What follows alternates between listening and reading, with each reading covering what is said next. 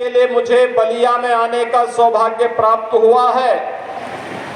इसके लिए बलिया की इस धरा को नमन करते हुए मैं आप सबका हृदय से अभिनंदन करता हूं, स्वागत करता हूं।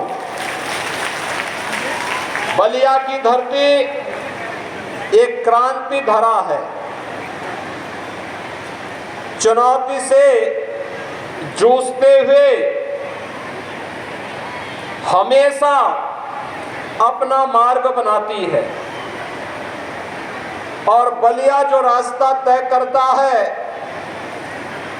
देश बाद में उसका अनुसरण भी करता है। याद करिए 1857 के प्रथम स्वातंत्र समर को। इस स्वातंत्र समर की दिशा को पूरे देश के अंदर उस चिंगारी को ले जाने का कार्य अगर किसी ने किया था तो भारत माता के अमर सपूत महान क्रांतिकारी मंगल पांडे ने बैरकपुर से इसकी शुरुआत की थी और देखते ही देखते पूरे देश के अंदर आजादी का प्रथम स्वतंत्र समर प्रारंभ हो गया था। 1857 भारत की स्वाधीनता का एक ऐसा अवसर था जिसने भारत को आजादी का एहसास कराने की शुरुआत की थी कि पूरा देश अगर एकजुट होकर के लड़ेगा तो अंग्रेज बहुत दिनों तक भारत को गुलाम नहीं बना सकते। यह सौभाग्य बलिया की ही माटी को उपजाता है। याद करिए 1942 में बलिया ने अपने आप को स्वाधीन घोषित कर दिया था। भारत आजाद होता 1947 में, लेकिन बलिया ने तो 42 में ही अपने को स्वाधीन घोषित कर दिया था। याद करिए देश की आजादी के बाद भारत को जो संसदीय लोकतंत्र भारत के स्वतंत्रता संग्राम सेनानियों ने दिया था और उस लोकतंत्र को कुचलने का कुत्सित प्रयास जब हुआ था तो स्वर्गीय जयप्रकाश जी के नेतृत्व में पूरा देश आंदोलन के लिए खड़ा हो गया था। देश के लोकतंत्र को बचाने के लिए, देश के आम नागरिक की स्वाधीनता को बनाए रखने के लिए, उनके मौलिक अधिकारों को प्रदान करने के लिए बलिया ही खड़ा हुआ था और बलिया के साथ पूरा देश खड़ा हुआ था। और कांग्रेस से भी इस विद्रोह की शुरुआत होगी। इस शुरुआत को अगर किसी ने किया था तो आपके लोकप्रिय नेता स्वर्गीय चंद्रशेखर जी ने उसको नेतृत्व प्रदान किया था। भाइयों बहनों, मंगल पांडे हो या चित्तू पांडे, जयप्रकाश जी हो या स्वर्गीय चंद्रशेखर जी, इन सब की प्रेरणा बलिया को एक नई पहचान दिलाती है और पहचान ही नहीं दिलाती है, उससे पहले भी अतीत की ओर जब हम जाते हैं तो बलिया में भृगु बाबा के नाम पर तो बलिया अपनी एक नई पहचान ही बना लेता है।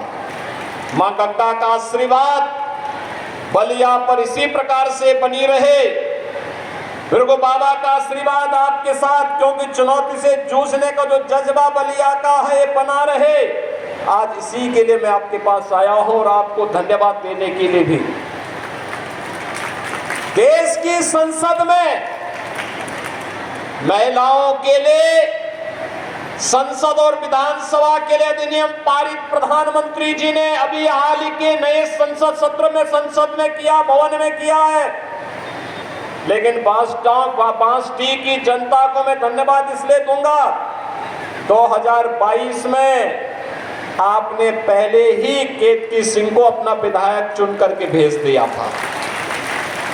इसलिए मैं आप सबको हृदय से धन्यवाद देता हूं कि आपने पहले इसकी शुरुआत कर दी और अब तो जब परिसीमन होगा 2026 में, परिसीमन के बाद जब विधानसभा और संसद में 1/3 सीट 33% सीटों पर महिलाओं को आरक्षण की सुविधा प्राप्त होगी तो बलिया में भी सीटें बढ़ेंगी और बलिया से भी अब केतकी सिंघी के साथ साथ तमाम अन्य बहनों को भी उत्तर प्रदेश विधानसभा और देश की संसद में चुन करके जाने का एक अवसर प्राप्त होगा।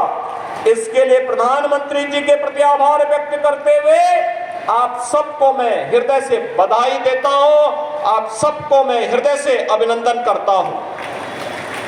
भाइयों बहनों, आज एक नए भारत का दर्शन हम सबको हो रहा है। एक नया भारत, जिस भारत में सुरक्षा है, जिस भारत में स्वाभिमान है, जिस भारत में सम्मान है, जिस भारत में बिना भेदभाव के शासन की योजना का लाभ हर गांव, हर गरीब, हर किसान, हर नौजवान, हर महिलाएं और समाज के हर तबके को प्राप्त होती हुई दिखाई दे रही है।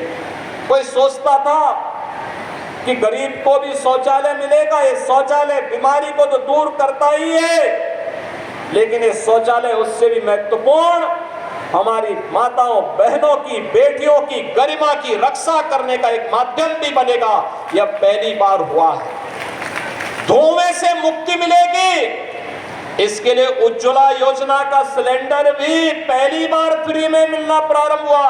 और अब मैं बधाई देता हूं, दीपावली में एक सिलेंडर हम उत्तर प्रदेश सरकार की तरफ से प्रदेश की बहनों को फ्री में देने जा रहे हैं।